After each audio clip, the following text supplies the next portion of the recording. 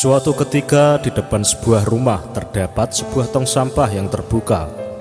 Gerombolan lalat nampak terbang berpesta di atas tong sampah tersebut. Ada seekor lalat yang melihat pintu rumah terbuka lebar. Si lalat itu langsung menuju sebuah meja makan yang penuh dengan makanan lezat. "Saya bosan dengan sampah-sampah itu," kata si lalat. "Ini saatnya menikmati makanan segar," katanya. Setelah kenyang, si lalat bergegas ingin keluar dan terbang menuju pintu kaca saat dia masuk tadi. Namun, ternyata pintu kaca itu telah tertutup rapat. Si lalat hinggap sesaat di pintu kaca itu, memandangi kawan-kawannya yang melambaikan tangannya, seolah meminta agar dia bergabung kembali dengan mereka. Si lalat pun terbang di sekitar kaca, sesekali melompat dan menerjang kaca itu. Dengan tak kenal menyerah, si lalat mencoba keluar dari pintu kaca. Lalat itu merayap mengelilingi kaca dari atas ke bawah, dari kiri ke kanan, bolak-balik. Demikian terus dan terus berulang-ulang, hingga akhirnya nampak lalat itu terkulai lemas terkapar di lantai. Tak jauh dari tempat itu nampak serombongan semut merah yang sedang mencari makan. Dan ketika menjumpai lalat yang tak berdaya itu, serentak mereka mengerumuni dan beramai-ramai,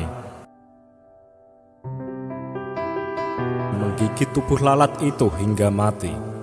Kawanan semut itu pun mengangkat bangkai lalat yang malang itu menuju sarang mereka. Dalam perjalanan, seekor semut kecil bertanya kepada rekannya yang lebih tua, "Ada apa dengan lalat ini, Pak? Mengapa dia sekarat?"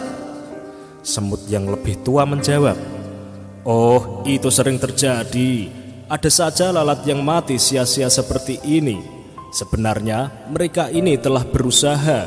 Dia sungguh-sungguh telah berjuang keras berusaha keluar dari pintu kaca. Namun ketika tak menemukan jalan keluar, dia frustasi dan kelelahan hingga akhirnya jatuh sekarat dan menjadi menumpahkan malam kita." Semut kecil itu manggut-manggut, namun masih penasaran dan bertanya lagi, "Aku masih tidak mengerti. Bukannya lalat itu sudah berusaha keras? Kenapa tidak berhasil?" Masih sambil berjalan dan memanggul bangkai lalat, semut tua itu menjawab, "Lalat itu adalah seorang yang tak kenal menyerah dan telah mencoba berulang kali. Hanya saja dia melakukannya dengan cara-cara yang sama." Semut tua itu memerintahkan rekan-rekannya untuk berhenti sejenak, seraya melanjutkan perkataannya. Namun kali ini dengan mimik dan nada yang lebih serius. "Hai anak muda, ingatlah jika kamu melakukan sesuatu dengan cara yang sama, tetapi mengharap hasil yang berbeda, maka nasib kamu akan seperti lalat ini. Para pemenang tidak akan melakukan hal-hal yang berbeda, tetapi mereka hanya melakukannya dengan cara yang berbeda. Lihatlah anak muda, di atas pintu kaca itu terdapat lubang ventilasi udara. Jika lalat itu konsentrasi dan membuka pikirannya, maka ia akan berhasil keluar." Dari cerita tersebut, kita dapat melakukan evaluasi pada diri sendiri. Apa yang menyebabkan kegagalan atau faktor hidup Anda berjalan di tempat atau tanpa kemajuan? Kenalilah sumber-sumbernya. Semakin Anda mampu merinci faktor kegagalan, maka semakin tajam Anda mencari solusinya, yang pastinya dengan cara yang berbeda.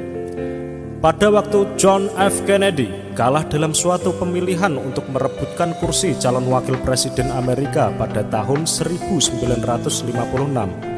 Dalam kegagalan tersebut, dia tidak putus asa dan tidak berhenti, tetapi sebaliknya ia berkata, "Sekarang kita sudah mengetahui kesalahan-kesalahan yang kita perbuat dan mengetahui apa yang harus kita perbuat untuk menang pada pemilihan yang akan datang. Kita akan melaksanakan pekerjaan yang besar itu lagi." Dan akhirnya pada pemilihan tahun 1960, Kennedy memenangkan. Bukan lagi wakil presiden yang ia menangkan, melainkan ia memenangkan sebagai presiden termuda Amerika Serikat. Nah sobat, semoga kisah dari lalat dan semut tadi dapat menginspirasi sobat semua. Ikuti terus video dari Celah Terang, inspirasi dahsyat rahasia pola pikirmu.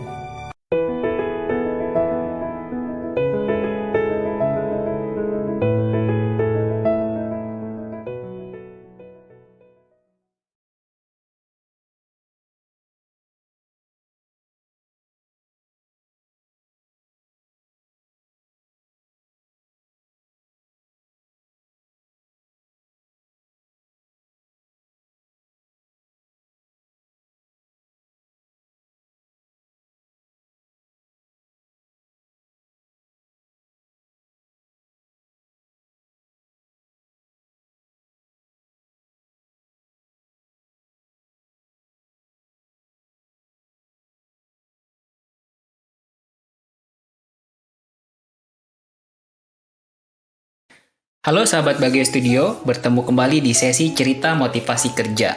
Kami jamin kamu akan mendapatkan pelajaran berharga dari cerita inspiratif singkat yang satu ini. Ceritanya mengenai bagaimana cara menjual sisir kepada orang yang gundul. Penasaran? Ini dia kisahnya. Sebuah perusahaan membuat tes terhadap 3 calon staf marketing barunya. Tesnya cukup unik, yaitu para marketing itu harus bisa menjual sisir di Biara Shaolin dalam waktu 1 minggu. Hal ini tentu saja sangat menantang karena seperti kita tahu, para biksu Shaolin semuanya berkepala gundul dan tidak membutuhkan sisir. Kesulitan inilah yang membuat calon marketing pertama hanya mampu menjual 1 buah sisir. 1 sisir itu pun terjual karena salah satu biksu merasa kasihan saat melihat si marketing pertama terus-menerus ditolak oleh teman-temannya saat menawarkan dagangannya. Berbeda dengan calon marketing pertama, calon marketing kedua berhasil menjual 20 sisir.